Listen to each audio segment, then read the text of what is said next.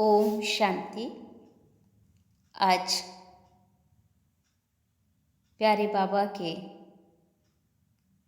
18 जनवरी 1969 के वो दिव्य संदेश, जिन्हें हमने 3 संदेश कल सुना, आज हम उन बाकी संदेशों को सुनेंगे जिसमें से आज 2 संदेश लिए गए हैं। और वो 2 संदेश में बाबा ने खास बच्चों को दृश्य दिखाए कि जैसे ही दादी वतन में पहुंची तो दादी ने देखा कि बाबा मालाएं पहने हुए थे बहुत सारी। तो ब्रह्मा बाबा के गले में जब माला देखी तो दादी ने पूछा कि बाबा ये क्या है, इतनी सारी मालाएं।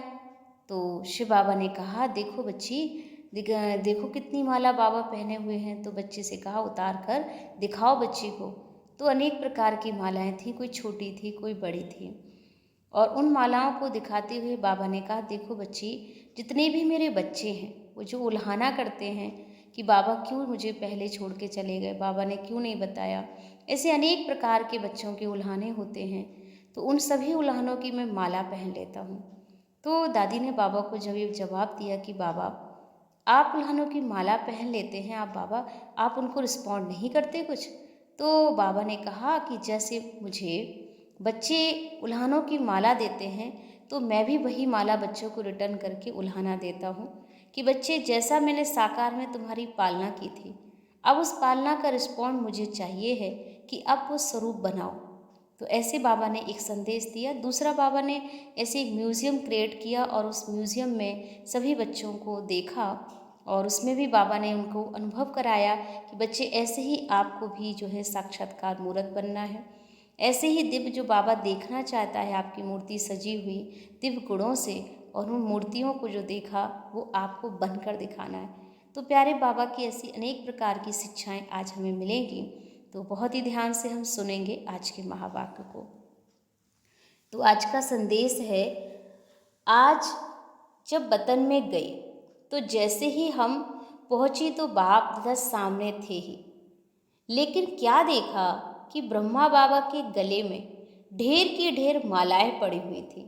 फिर बाबा ने कहा ये माला उतार कर देखो। माला उतारी तो कोई बड़ी माला थी कोई छोटी। हमने कहा बाबा इसका रहस्य क्या है। बाबा बोले बच्चे ये सभी उल्हानों की माला है, क्योंकि हर एक बच्चे जब एकांत में बैठते हैं तो बाबा को स्नेह में उल्हाना देते हैं। हर एक बच्चों ने बाप को उल्हानों की माला जरूर पहनाई है। बाबा ने कहा बच्चों को ड्रामा भले याद है, लेकिन प्यारे ते प्यारी चीज तो जरूर है ना। तो अचानक ड्रामा को वंडरफुल देख हर एक बच्चा दिल ही दिल में उल्हाना देता रहता है। यूँ तो ज्ञान बच्चों को है, लेकिन ज्ञान के साथ प्रेम और स्नेह भी है, इसलिए इन उल्हानों को गलत नहीं कहेंगे। फिर हमने पूछा बाबा आपने इसका रिस्पॉन्ड क्या दिया। तो बाबा बोले जैसा बच्चा वैसा रिस्पॉन्ड। बाबा ने कहा मैं भी रिस्पॉन्ड में बच्चों को उल्हानों की माला ही पहनाता हूँ।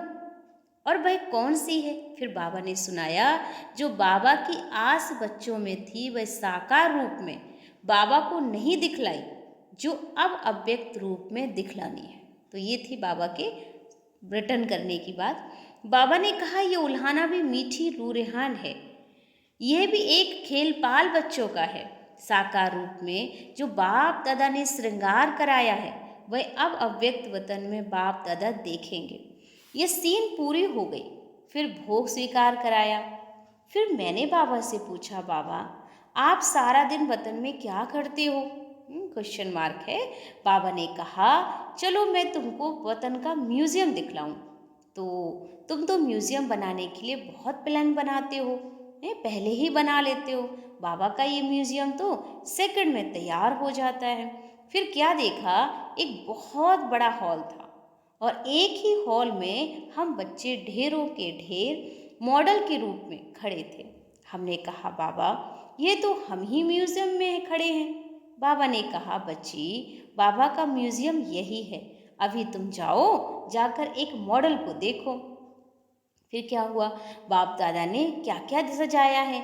जैसे आर्टिस्ट मूर्ति को सजाते हैं ना, तो बाबा ने कहा देखो बाप दादा ने क्या क्या सजाया है। हम सब मॉडल के पास गई तो हमको कुछ खास दिखाई नहीं पड़ा, पूरी सजी हुई मूर्तियां ही दिखाई पड़ रही थी। अच्छा, बाबा ने कहा जो मोटा श्रृंगार है वह तो साकार में बच्चों का करके आए हैं। बाबा ने जब पालना दी ब्रह्मा बाबा ने, तो साकार में सब बच्चों को ज्ञान गुणों से सजाया। लेकिन अभी जो स्थूल श्रृंगार के साथ जो बाबा ने मोटा मोटा श्रृंगार किया था, पर अभी जो महीन श्रृंगार की बाबा को ज़रूरत है बच्चों की तैयारी की। परंतु अब अव्यक्त रूप में क्या सजा रहे हैं। सभी श्रृंगार तो है ना, जेवर भी हैं, परंतु जेवर में बीच में नग लगा रहे हैं बाबा। बाबा के कहने के बाद कोई कोई में जैसे एक्स्ट्रा नग दिखाई पड़े। बाबा ने कहा बच्चों के प्रति मुख्य शिक्षा ही यही है कि अव्यक्त स्थिति में स्थित रहकर व्यक्त भाव में आओ। जब एकांत में बैठते हो तो अव्यक्त स्थिति रहती है, लेकिन व्यक्त में रहकर अव्यक्त स्थिति के भाव में स्थित रहो, भाई मिस कर लेते हो। और इसलिए एक रस कर्मातीत स्थिति का जो नग है ना, वह कम है। तो जिसके जीवन में जो कमी देखता हूँ ना, वह सजा रहा हूँ। मैंने बाबा ने जो नग सजाया हर एक बच्चों के ज्वेलरी में, तो उसमें बाबा ने कहा कि जो जो कमियां हैं उन कमियों को भरने का काम बाबा कर रहे हैं ऊपर से। तो जैसे साकार रूप में ये कार्य करता था ना, वही फिर अव्यक्त रूप में ही कर रहा हूँ। तो बच्चों से जाकर पूछना कि सारे दिन में जैसे बाबा बच्चों को सजाते हैं, ऐसे बच्चों को भासना आती है। उस टाइम जो योगिक बच्चे होंगे उनको भासना आएगी कि बाबा अब मेरे से बात कर रहे हैं, सजा रहे हैं। जैसे मैं अव्यक्त वतन में बच्चों से मिलता हूँ, बहलाता रहता हूँ, अव्यक्त रूप में पहले वाले बच्चे ये अनुभव कर सकते हैं। मैं भी खास समय पर खास बच्चों को याद करता हूँ। ऐसी टचिंग बच्चों को होती ही होगी। मैंने कहा बाबा आप सभी को अव्यक्त वतन में क्यों नहीं बुला लेते हो। बाबा ने मतलब बच्ची को ये टचिंग हुई दादी जी को, तो उन्होंने बाबा से ये प्रश्न किया कि बाबा आप वतन में क्यों नहीं सबको बुला लेते हो, क्योंकि अगर आप बच्चों को टच करते हो, प्यार करते हो, तो बच्चों को भी अपने पास बुला लो, तो बच्चों को भी होती होगी ना बाबा। मैंने कहा बाबा आप सभी को अव्यक्त वतन में क्यों नहीं बुलाते हो, यहाँ ही बड़ा सेंटर खोल दो, अभी तो सभी बच्चे उपराम हो गए हैं। बाबा ने कहा ये उपराम अवस्था होनी ही चाहिए, हमेशा तैयार रहना चाहिए, यह भी याद की यात्रा को बल मिलता है। ये उपराम अवस्था सहज याद का तरीका है। अब बच्चों को कहना ज़्यादा समय नहीं है, बाबा कभी भी किसको बुला लेंगे। तो ये थे बाबा का पहला संदेश, चौथे नंबर का। तो बाबा ने हमें ये शिक्षा दी किस तरह से हम बाबा की बात को माने और मान करके कभी भी बाबा हमें बुला सकते हैं और हम बाबा के पास जाकर बाबा के प्यार का अनुभव कर सकते हैं। तो अब सुनेंगे हम पांचवा संदेश।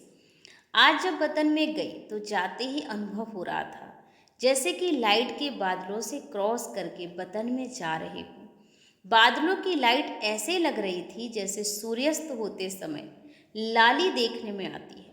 जैसे ही वतन में पहुंची तो वहां भी ऐसे ही देखा कि लाइट के बादलों के बीच बाप दादा का मुखड़ा सूर्य चंद्रमा समान चमकता हुआ देखने में आ रहा था। सीन तो बड़ी सुंदर दिखाई दे रहे थे, लेकिन आज का वायुमंडल बिल्कुल शांत था। बाप दादा के मुलाकात में भी शांति और शक्ति की भासना आ रही थी। फिर तो मुस्कुराते हुए बाबा बोले, भल तुम बच्चे साकार शरीर में साकारी सृष्टि में हो, फिर भी साकार में रहते ऐसे ही लाइट वाइट होकर रहना, जो कोई भी देखे ना तो महसूस करे कि ये कोई फरिश्ते घूम रहे हैं। लेकिन वह अवस्था तभी होगी जब एकांत में बैठकर अंतर्मुख अवस्था में रहे अपनी चेकिंग करेंगे, और ऐसी अवस्था से ही आत्माओं को आप बच्चों से साक्षात्कार होगा। आज वतन में एक तरफ तो बिल्कुल शांति थी और दूसरी तरफ प्यार का रूप बहुत सुंदर था। क्या देखा? बाबा की बाहों में सभी बच्चे समाये हुए थे, साथ साथ प्रेम का सागर तो था ही। बाबा ने कहा, तुम शक्तियों को भी, सर्व आत्माओं को ऐसे ही अपने समीप लाना है। आपकी दृष्टि में बाप समान जब प्रेम और शक्ति दोनों ही पावर होंगी, तब आत्माएं नजदीक आएंगी।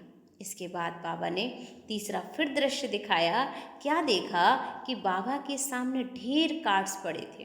बाबा ने कहा, इन कार्ड्स को ऐसे सजाओ जिससे कोई सीनरी बन जाए, क्योंकि हर कार्ड पर सीनरी की डिजाइन थी। अब जिसमें चित्र किसमें शरीर में अब हम मिलाने लगी तो कभी उल्टा तो कभी सुलटा हो रहा था। और बाप जब बहुत हंस रहे थे। उसमें बहुत ही सुंदर सतयुग की सीनरियाँ थीं।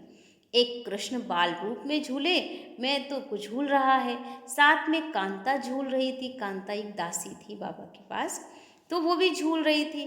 दूसरे में सखे सखियां खेल रहे थे। अब मतलब तो सतयुग की दिनचर्या थी। फिर बाबा ने विदाई देते हुए समय कहा, बच्ची, सबको संदेश देना कि शक्ति स्वरूप भव और प्रेम स्वरूप भव।